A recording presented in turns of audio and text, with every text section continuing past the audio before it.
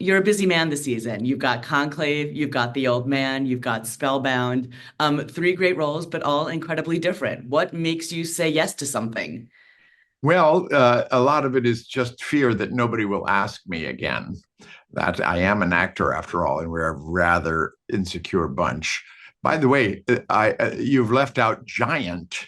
Oh, forgive Do you me, do you know Giant as what that well. is? Do you know what giant I is? do know what Giant is. Because I've just arrived from doing that. It closed Saturday night, and that was the biggest hit I've ever been in my life. That's Congratulations. Forgive me for absolutely leaving it out. no, no, no, no, no, and not at all. But I'm after all, I'm no longer in London, so I didn't know whether people are that aware of it. But it's a stunner. Anyway, but back to your question. I say yes to great things. I often say yes to not so great things, but I always have a good time anyway. And no matter what it is, I take fantastic friendships from it, from every single job. This is just a wonderful run of luck, just a spate of wonderful projects working with extraordinary people. So if you were interviewing me in down times, I would not be in quite such a good mood, and I wouldn't have as much to brag about. But these are really great projects, and it's so much fun to promote something you actually love. I can certainly tell. I'm glad I'm getting you in a good mood. So let's start with let's start with Conclave. How did Uh-huh. Conclave come to you? Edward Berger sent it to me. Well, my agent, he conveyed it to me through my agent with a wonderful, warm letter, making it sound like I was the only person he could think of to play the part. I only knew him from the Patrick Melrose stories, that extraordinary television series he did with Benedict Cumberbatch and Hugh Weaving and a bunch of wonderful English actors. And my friend Blythe Danner was in that series, and she raved about him. That was all I knew about him. It was fascinating. I remember wondering, well, uh, cardinals picking a pope, really? Uh, I'm not all that interested in this. And then I started reading it, and I thought, wow, these are extraordinary. Uh, Scenes and characters, and this it's a story that is just keeps pulling me forward. And I realized, yes, it's very deeply about the Catholic Church, but it's about many, many other things. And of course, the character was fascinating to me. Deborah, I have to confess to being coy and cagey because there's so much that I cannot say about my character, and even telling you that is revealing too much. There's mysteries there, but mystery draws me like a fly to honey. For sure. Well, to be clear, I've seen it, and I think we're going Yes, to be writing about it in a place where everyone has seen it. So you can yeah, talk about what happens with I Trembridge. Though I don't want suppose. to reveal the end of the film, to be fair Yeah, to those who haven't gotten yeah. to the end. But by that time, I'm a washout. So yes, For sure. absolutely fascinating character with the most intriguing dilemma. Because he's a cardinal and because he's in a conclave picking the pope, he cannot leave, Hmm. and he suffers a terrible, traumatic disappointment, and shame, and Hmm. yet he cannot leave. He has to stick around, and I thought that the most fascinating thing about this character, even though he barely speaks a line after that significant event in the story. But there's a tremendous amount of storytelling just in the way he sits there entrapped For sure. among a whole bunch of people who have completely spurned him. That's intriguing stuff. And you have seen him beforehand completely in command and a very commanding and confident figure. In fact, in one period of the film, he's downright cocky, thinking he's got it made. Definitely. Just fascinating when the subject is, the Holy Father. Hmm. And it's If you about want it, power and if you, ambition. What do you think yeah, motivates him? Is it that the ambition that he wants that seat at all costs? ambition and aspiration certainly has a lot to do with it. I mean, that's the complexity of the film. These are all men, and I emphasize the word men, who And we'll get were, to Isabella. yeah, yeah, who were drawn to the clergy. They were drawn to a pastoral life. But when they get that close to the the top job, it's inevitable that some of them, about half of them, feel a burning ambition to land that job, even though they profess to be completely holy. Otherwise, Mhm. they could not be considered for that job. These are fascinating questions, and they are the reasons that Edward was so interested in this piece. And he's such a smart man. He was so engrossed by this story, and the fact that it's about ritual, it's about the famous Vatican, it's about these extraordinary kind of isolated men, and yet he was intrigued by the quotidian. What is it like to be in a conclave if you're a cardinal? Where do you eat? Well, you eat in a great big cafeteria, just like a high school junior. Right. How do you live? Well, you live in a very spare and Spartan hotel room, like a travel lodge. Hmm. These extraordinary things. It takes you aback. Oh my God! I thought we were going to be looking at a lot of holy men. No, we're looking a lot of ordinary human beings in an extraordinary situation. For sure. I mean, you sort of think these men are going to be on a pedestal because they're holy, but yet there Mm-hmm. is venal, just because there's this holy grail that's almost within reach, and then they can't quite get to it. Yeah, yeah. It puts them That's in pretty extraordinary circumstances. What conversations did you have with Edward about your performance? Because if you signal too much too fast, you don't want to be, a mustache twirling villain. yeah. No, he first of all, he puts a lot of thought into casting. And once he's got his cast, he trusts the actors implicitly. There is guidance there. Um, it's very, it's tonally, it was a very important role. Mainly, he just made sure that we were all informed about what our role is. Uh, uh, Tremblay is kind of the administrative head of the College of Cardinals. He he he's an organizer. He's an events manager, kind of. Mhm. He knows what bills have to be paid, and he knows about the finances that he has.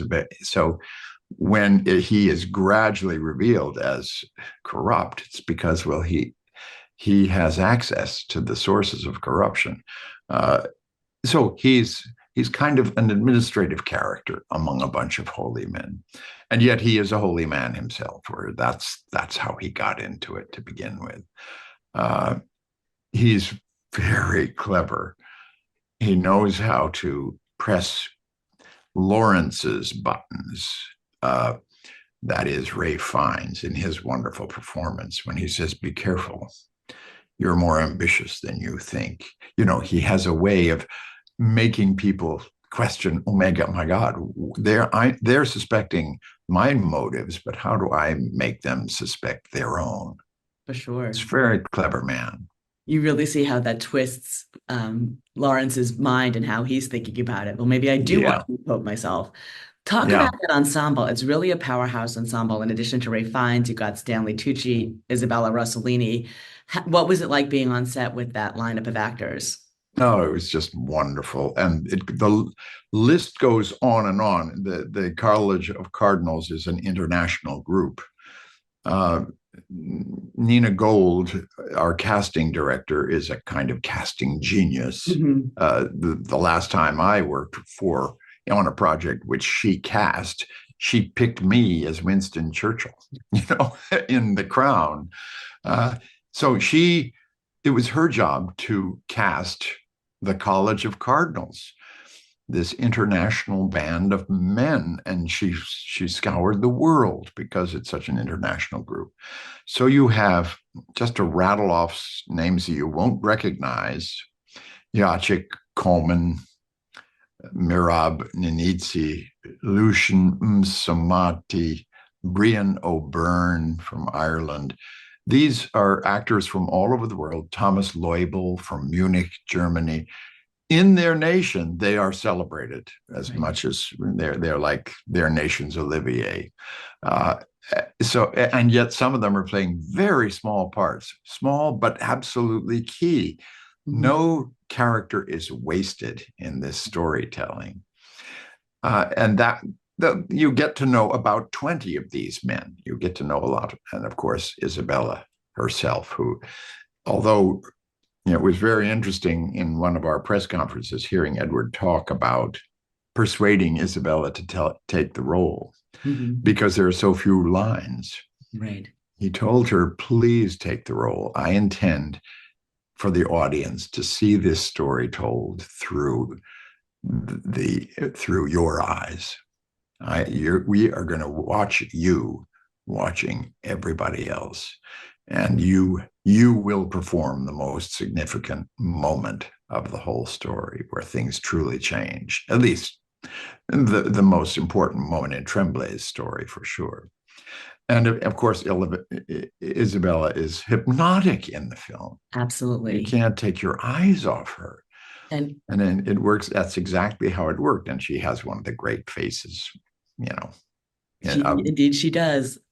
yeah, And then she delivers that amazing line. It sounds like Edward Berger absolutely delivered on his promise to her. yeah. And I love her so much. It's the fourth time I've worked with Isabella. We're very good friends. And there I was working with all these people in Rome, working with Stanley Tucci and Isabella Rossellini in Rome and hanging out and going to the right trattorias with them. It was just a glorious experience. Tough work indeed, sounds like. What did it mean to you to be shooting in Rome among, obviously you couldn't be shooting exactly in the Vatican, but just in that environment, how did that inform your performance? Well, we did not shoot in the Vatican at all, although we did have a wonderful private tour of the Vatican Museum and the Sistine Chapel the first time we were all together. Great. We went to extraordinary locations which simulated the Vatican, saw an enormous amount of gorgeous Renaissance art. I'd been to Rome before, but I hadn't, not for that long and sustained a period. I got to know the city much better and just took away these wonderful friends, just friends for life. And how else would you have met like the best actor from Poland or Georgia or Germany? It's just extraordinary experience. And the rest of the College of Cardinals, apart from those named characters, Mhm. they were marvelous men too. And they have played the College of Cardinals, this same group, about 5 or 6 times. Whenever there's a Pope movie, they just, They trot them out. they gather the gang and just put a new set of clothes on them. Can you sympathize with Tremblay? Is it important to you to be able to feel for your characters and what motivates them? Yes, I always sympathize with my characters, or at least seek to understand them emotionally, what drives them. And I've played some pretty vile characters in my life, but that's always a fascinating challenge. And, and I have described the most interesting thing about his story, the fact that a man of such pride has to endure such shame, and he's not allowed to skulk away and hide like a hermit. He has to stick around and just endure the humiliation. What do you think audiences are going to take away from this film? What's the message, if there is one? Well, it is a movie like this. It's a splendid entertainment. It's a gorgeous entertainment in every way. It's a very stirring and suspenseful story full of characters you really care about. But when this much is poured into a movie, it tends to have a happy ending. And that happy ending is a great relief to the liberal side of the audience, the people who are on the side of kindness, charity, humility, all the virtues which the Catholic Church is supposed to represent. The one who becomes Pope is the one that a good liberal is voting for. It's very interesting that everything has changed.